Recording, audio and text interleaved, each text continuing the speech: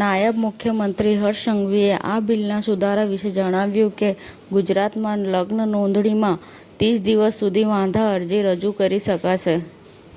લગ્ન નોંધણીમાં હવે માતા પિતાનો પણ મોટો રોલ રહેશે.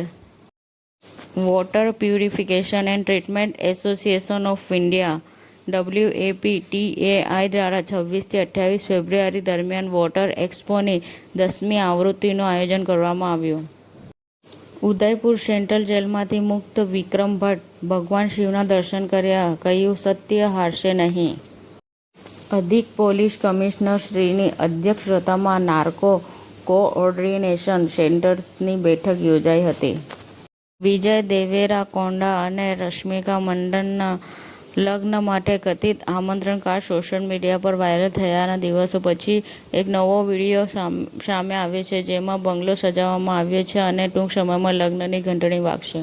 ગુજરાત વિધાનસભામાં વીજ કરના મુદ્દે પૂછાયેલા પ્રશ્નનો જવાબ આપતા ઉર્જા મંત્રી કનુભાઈ દેસાઈએ જણાવ્યું હતું કે રાજ્યમાં વર્ષ 2004થી ખેતી વિષયક વીજળી પર વીજ કર સંપૂર્ણ નાબૂદ. ગુજરાત કોંગ્રેસના દિગ્ગજ નેતાઓની દિલ્હીમાં રાહુલ ગાંધી, મલ્લિકાર્જુન ખડગે સાથે બેઠક. કચ્છમાં દારૂના ગોરખ ધંધાનો પર્દાફાશ, એસએમસીએ કરોડોનો મુદ્દામાલ જપ્ત કર્યો. લોકશાહીના ધબકારા કાર્યક્રમ અંતર્ગત વિધાનસભા સત્રમાં સંખેડા ધારાસભ્યની ધારદાર રજૂઆત.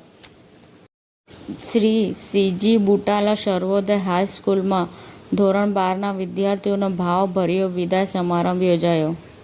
ગુજરાત સરકારના માનનીય નાયબ મુખ્યમંત્રી શ્રી હર્ષ સંઘવીએ જણાવ્યું હતું કે GIFT સિટીમાં ટાવર્સની સંખ્યા આગામી 1.5 વર્ષમાં બમણી થશે. સમાચાર ટુડે ન્યૂઝ ચેનલની ટીમ અને જે સત્ય છે તે જ બતાવશે.